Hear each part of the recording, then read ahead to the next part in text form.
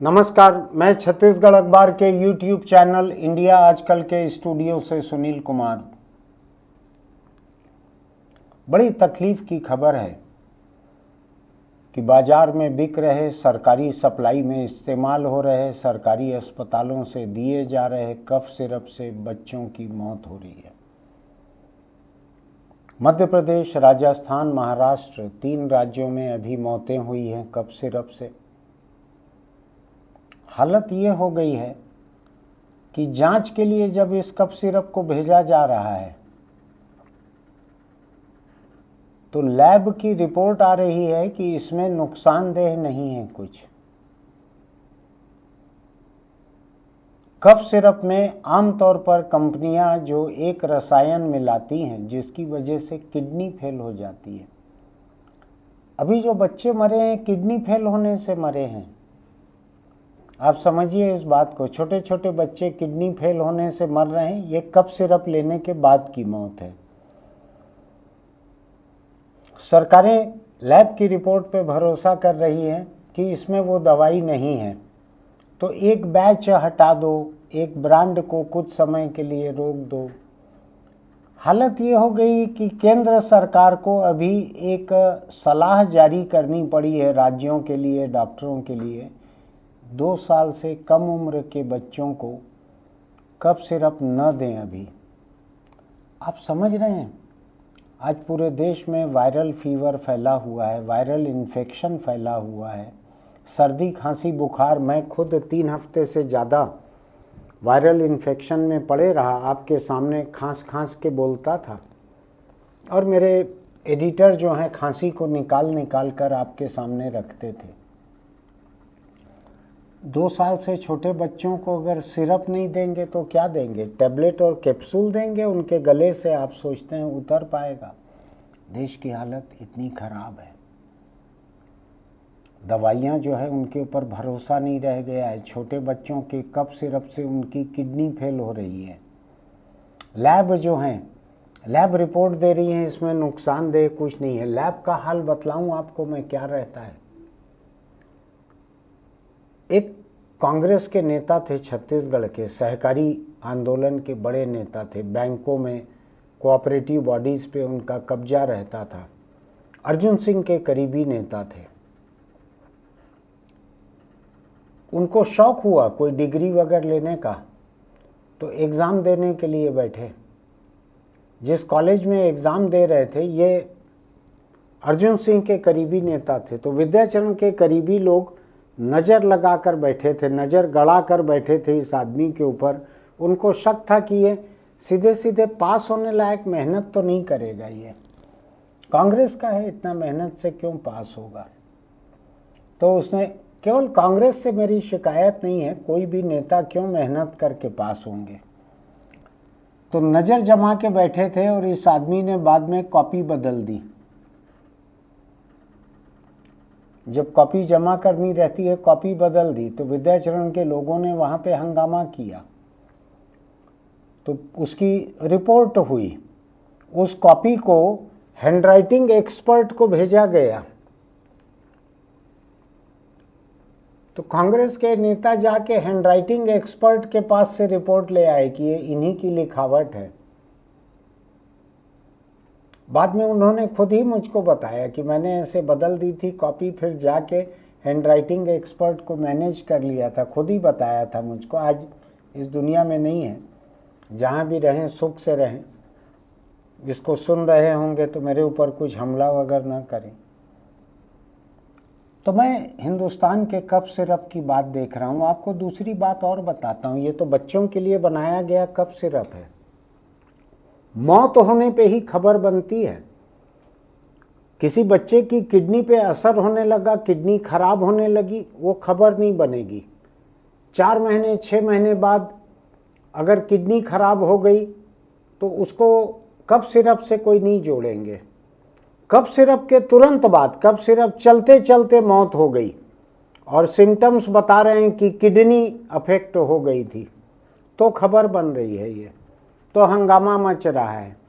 मैं देख रहा था, कुछ एक अखबारों को देख रहा था, आपको जानकारी बताता हूँ। भास्कर की खबर है, भास्कर ने लिखा है कि जिस कंपनी का कफ सिरप 40 बार लैब टेस्ट में फेल हो गया था। 40 बार किसको कहते हैं 40 बार?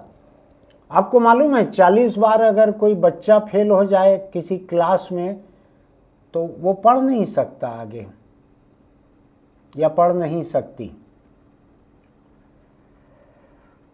40 बार जो कफ सिरप लैब टेस्ट में फेल हो गया वो सरकारी सप्लाई में खरीदा जा रहा है, ये भास्कर की रिपोर्ट कहती है।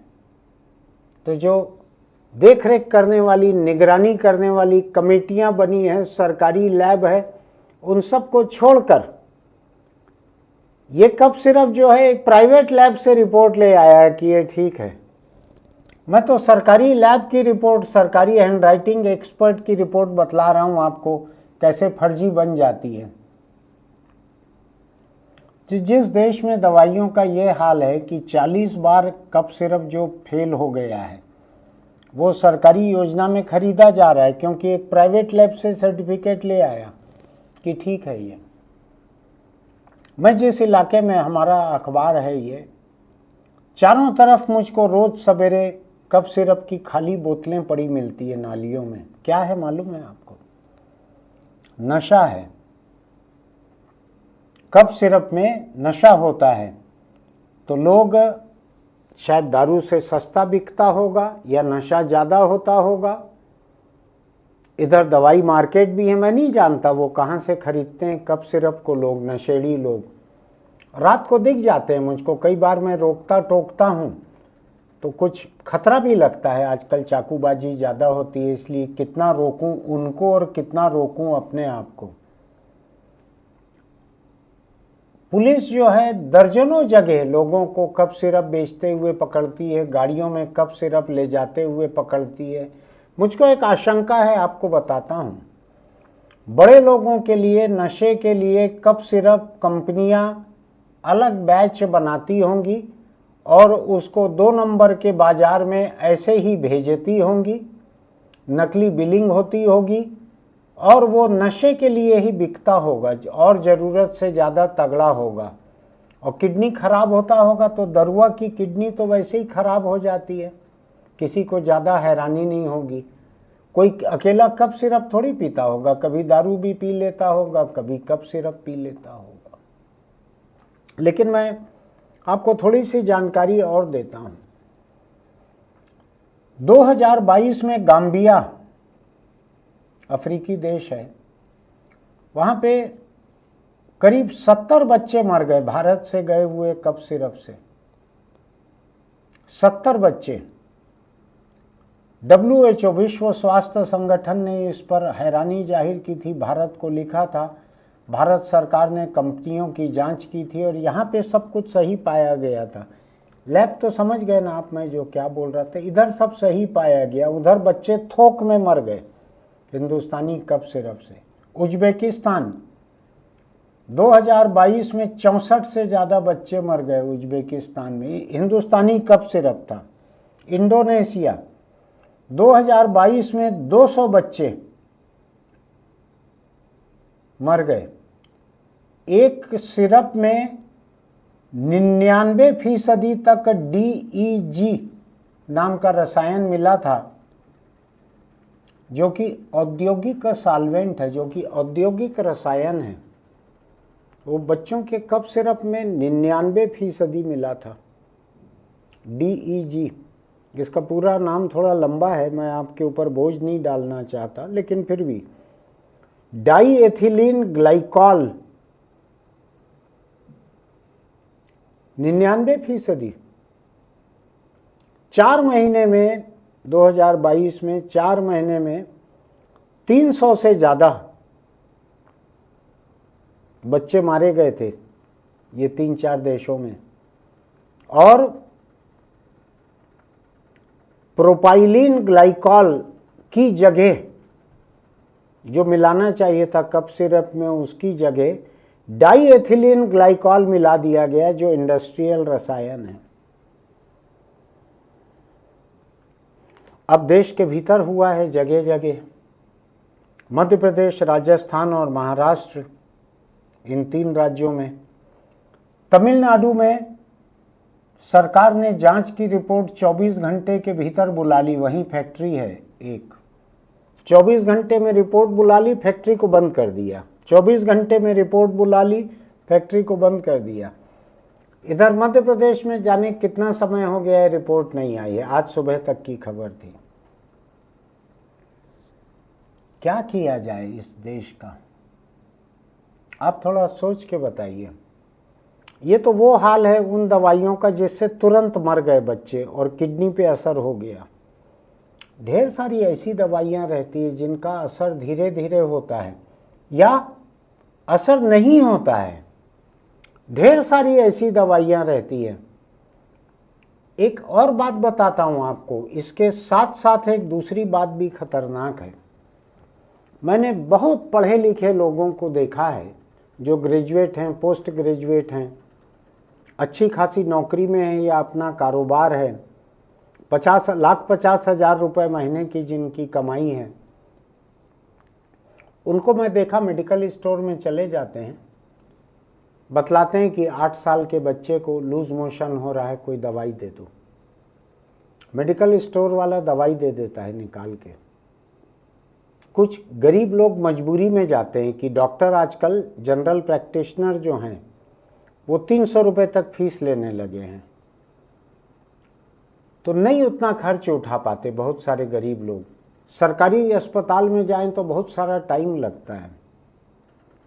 हालांकि मैं आपको बतलाता हूं एक बात, हमारे अखबार के दफ्तर के ठीक नीचे सरकार की एक वैन आके रुकती है, बड़ी सी बस आके रुकती है स्वास्थ्य विभाग की। तो मुझको वायरल फीवर और खांसी ठीक नहीं हो रहा था, तो मैं उस बस में चले गया। जूता बाहर उतार के भीतर घुसना पड़ा। तो डॉक्टर या नर्स जो भी थी वहाँ पे महिलाएं, मैंने उनसे पूछा नहीं कि वो डॉक्टर हैं कि नर्स हैं। उन्होंने मुझसे कहा क्या दिक्कत है, तो मैंने बताया कि 10-15 दिन हो गए हैं, खांसी सर्दी रुक नहीं रहा है, बुखार है क्या, बदन दर्द है क्या, पूछा उन्होंने। जो जो मैंने बताया नोट किया, मेरा नाम, उम्र और फ़ोन नंबर इतना नोट किया और कहा वहाँ से दवाई ले लो। तो एक दूसरी खिड़की थी, उसने मुझको बहुत सारी दवाइयाँ, एंटीबायोटिक का एक कोर्स, एक कप सिरप, एक दूसरी एंटी एलर्जिक टैबलेट सब दे दी मुझको। तो उस बस में 3 मिनट के भीतर मुझको दवाइयाँ मिल गई। लेकिन कई जगह सरकारी अस्पतालों में बहुत समय लगता है।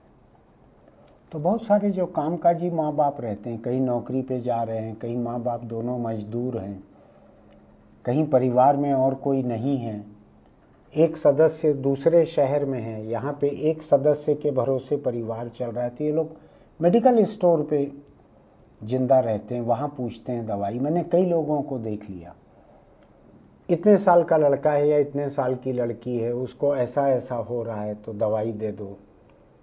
कुछ गरीब लोगों को मैंने देखा हुआ है, वो देखते हैं कि 140 रुपया का, तो पूछते हैं एकर से सस्ता कोनो नहीं है का, तो दुकानदार फिर निकाल के दूसरा कोई जेनेरिक दवाई या किसी सस्ती कंपनी की दवाई दे देता है।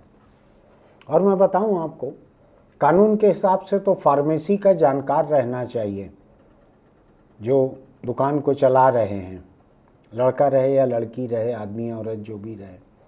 लेकिन असल में नहीं होता है, उनका फार्मेसी का सर्टिफिकेट टंगे रहता है वहाँ पे कानूनी औपचारिकता पूरी करने के लिए, उसको दुकान को चलाते और लोग हैं।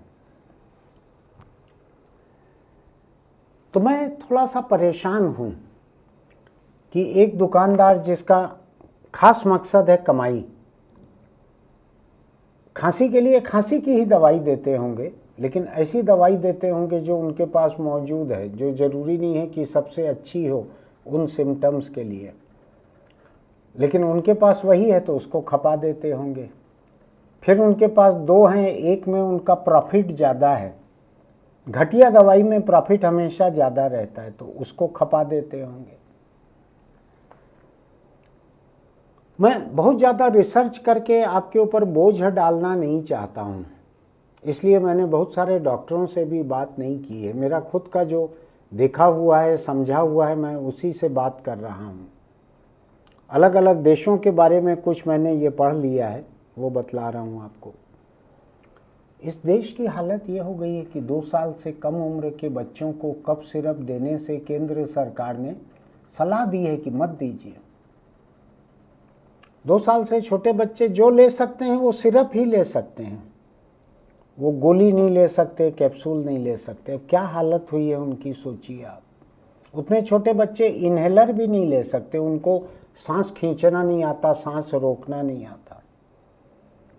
कफ सिरप मत दो कह रहे हैं और खांसेंगे वो बच्चे। आप देश की हालत देखिए, दवाइयों की विश्वसनीयता कैसी खत्म हो गई है ये देखिए। मैं हर कंपनी के हर दवाई को बुरा नहीं कह रहा हूँ, लेकिन मैं कह रहा हूं कि भास्कर जैसा बड़ा अखबार अगर ये लिख रहा है कि 40 बार जो सैंपल फेल हो गया जिस दवाई का, कफ सिरप का, उसको सरकारी खरीदी में खरीदा जा रहा है।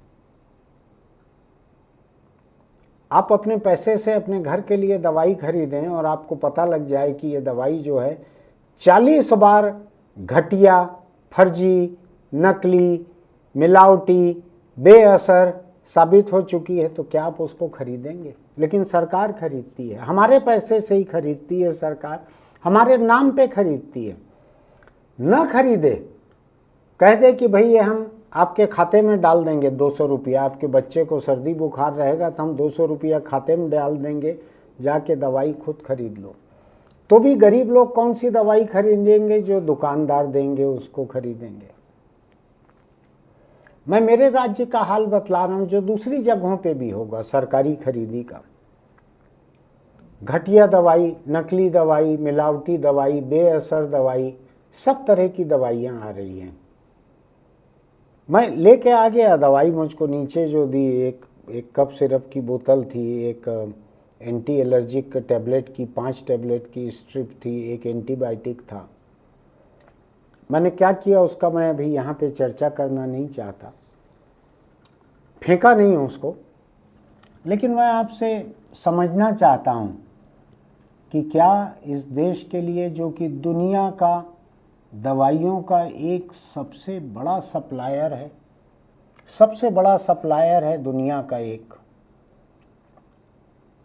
ऐसे देश को कफ सिरप जो बच्चों के लिए बना हुआ है, क्या वहाँ पे ज़्यादा सावधानी की ज़रूरत नहीं है? क्या सरकार की ऐसी लैब नहीं रहती, सरकार के ऐसे जांच के तरीके नहीं रहते?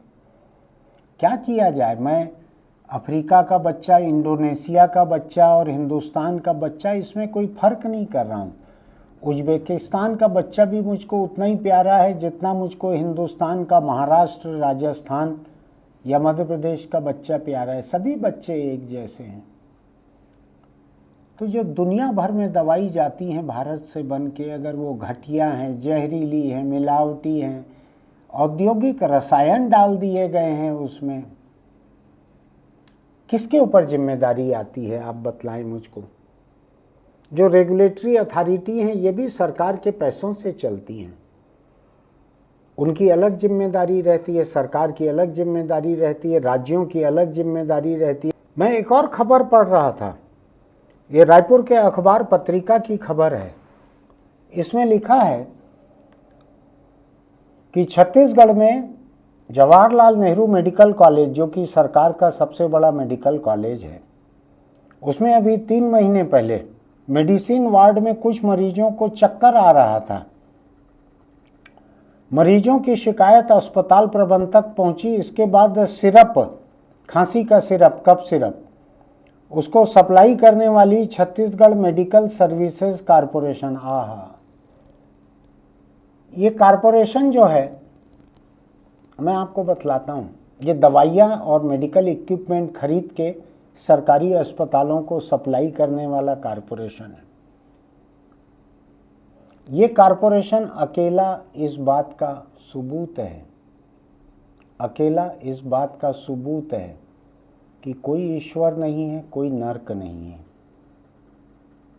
जिन्होंने हजारों दवाइयाँ नकली खरीदी हों, इक्विपमेंट कई गुना दाम पे खरीदे हों, छोटे छोटे सामान, नीडल, ये वो कई गुना दाम पे खरीदे हों, उसके बावजूद वहाँ से हटने के बाद भी अफसर जो हैं बड़ी बड़ी गाड़ियों में, बड़े बड़े शान शौकत से जीते हैं ये अफसर, तो कहाँ से ईश्वर और नर्क पे की धारणा पे मैं भरोसा करूं, आप बतलाइए मुझको, जिनकी वजह से दसियों हजार मरीज बचने से बच गए, नहीं बच पाए, मर गए। बच सकते थे अगर अच्छी दवाई मिलती उनको, तो मर गए वो। तो ये जो है अस्पताल में नर्स उससे बेहोश हो गई, मरीज चक्कर खा के गिरने लगे। जब डॉक्टर ने उसकी जांच करवाई और वापस बुलवाया बैच को, इसी कारपोरेशन ने जिसकी मैं बात कर रहा हूं, तो वहां के डॉक्टरों ने ये पाया कि इसमें DEG, वही मैंने जो बतलाया है अभी आपको, वो रसायन मिला हुआ है। ये रसायन मिलाना गैरकानूनी है, बच्चों के लिए जानलेवा है, सांस लेने की तकलीफ हो सकती है, किडनी खराब हो सकती है। तो ये अस्पताल में एडवांस कार्डियक सेंटर की नर्स जो है वो एक कप सिरप पी के वो गिर गई। अब आप सोचिए, बच्चों का बड़ों का कप सिरप गवर्नमेंट सप्लाई में क्या जा रहा है। ये वो बना होगा असल में कप सिरप, मुझको लगता है किसी दरुआ को पिलाने के लिए, कि जो सच में ही बेहोश हो जाए उसको पी के, और वो पिला दिए किसी नॉर्मल इंसान को जो दरुआ नहीं है, तो गिर गए, उनको तकलीफ हो गई। दरुआ को मज़ा आया रहता अगर बेहोश होके गिरता तो, कि बढ़िया है, पहले धार के है बोला रहता। आप सोचिएगा क्या किया जाए। मेरे पास तो कोई इसका समाधान नहीं है, मेरी जानकारी बड़ी सीमित है। दवा उद्योग और सरकार, सरकारी निगरानी, इसके बारे में मेरी जानकारी बड़ी सीमित है। लेकिन मैं आपको एक बात बतलाऊं, अगर दुनिया भर के देशों में हिंदुस्तानी दवाइयों की साख अगर ऐसी चौपट होगी, एक तरफ तो ट्रंप मार रहा है टैरिफ, फिर वीज़ा फी, फिर और कई तरह के रोक टोक। अभी अमेरिका से हिंदुस्तानी दवाइयों की बहुत सारी बैच वापस रिजेक्ट कर दी गई है। अगर हिंदुस्तान में दवा उद्योग को सरकार ने ठीक ठाक जांच नहीं की उसकी, तो मैं आपको बतलाता हूँ, मेरे शहर के आसपास छोटे छोटे से जो कस्बे हैं, छोटे छोटे जो शहर हैं, उधर से भी दवाइयाँ, बड़ी बड़ी दवाइयाँ बन के आती हैं। अब मुझको समझ नहीं आता कि जहाँ पे समोसे का तेल सही इस्तेमाल नहीं होता है, वो लोग दवाइयाँ, एंटीबायोटिक, ये सब कितना सही बनाए होंगे। शहर का नाम सुन के, कस्बे का नाम सुन के मैं हड़बड़ा जाता हूँ कि इसको लिया जाए कि नहीं लिया जाए। खराब नौबत है। मैं आपसे कह रहा हूँ, भारत सरकार ने ऐसा आदेश पहले निकाला हो, कम से कम मुझको तो याद नहीं पड़ता है कि 2 साल से कम के बच्चों को कफ सिरप न दिया जाए। सोच के देखिएगा क्या किया जाना चाहिए। मेरे पास कोई समाधान नहीं है। मेरे पास आशंका है कि ये बहुत खतरनाक नौबत है। वो तो जो बच्चे मर गए वो खबर बन गए, आंकड़े बन गए, वो उनकी कारण, उनकी वजह से मैं यहाँ चर्चा कर रहा हूँ ये। लेकिन जिन बच्चों को धीमा नुकसान हो रहा है, धीरे धीरे नुकसान हो रहा है, साल 6 महीने बाद वो मर जाएंगे, ज़्यादा बुरी हालत हो जाएगी, किसी को समझ भी नहीं आएगा कि किसी दवाई से ये हुआ है। पूछिएगा अपने डॉक्टर से, अपने नेता से, अपने आसपास किसी अफसर से कि क्या करना चाहिए ऐसे में। नौबत खराब है। आपको लगता है कि मैंने कोई जायज़ मुद्दा उठाया है? तो हमारे ये सनसनीखेज मुद्दा नहीं है, गंभीर मुद्दा है ज़िंदगी का। मैं खुश हूँ इससे। मैं भी एक और खबर पढ़ रहा था, इसमें मिलाना नहीं चाहता, कि किस तरह कुछ लोगों के सोशल मीडिया पेज को, यूट्यूब फिल्मों को किसी को बढ़ावा देने के लिए पाकिस्तान की कुछ खुफिया एजेंसियां जो हैं, उनको बढ़ावा देने के लिए, उनके हिट्स और लाइक्स बढ़ाने के लिए, फॉलोवर बढ़ाने के लिए उनको फांस रही हैं और उनसे खुफिया जानकारी निकाल रही हैं। मैं इस दौड़ से एकदम दूर हूँ। मैं ज़िंदगी के बहुत गंभीर मुद्दों पर बोलता हूँ और मैं इससे संतुष्ट हूँ जितने लोग देखते हैं। आपको लगता है कि मेरी कही बात किसी काम की है, तो हमारे इस YouTube चैनल इंडिया आजकल को सब्सक्राइब कीजिएगा, नोटिफिकेशन की बटन दबाइएगा, लाइक कीजिएगा, कमेंट बॉक्स में लिखिएगा, दोस्तों को लिंक भेजिए, हो सकता है वो भी सावधान रहें। फिर मिलेंगे। चलते चलते एक छोटी सी सलाह, अगर आप गुटखा, तंबाकू, बीड़ी, सिगरेट खाते पीते हैं तो छोड़ दीजिए, वरना मैं साफ साफ आपसे कह रहा हूँ कि कैंसर आपको नहीं छोड़ेगा और कैंसर से मौत बहुत खराब होती है, जो तंबाकू से उपजता है कैंसर। बच के रहिए, अपने परिवार के साथ खुशी से रहिए, तंबाकू के साथ मत रहिए। फिर मिलेंगे।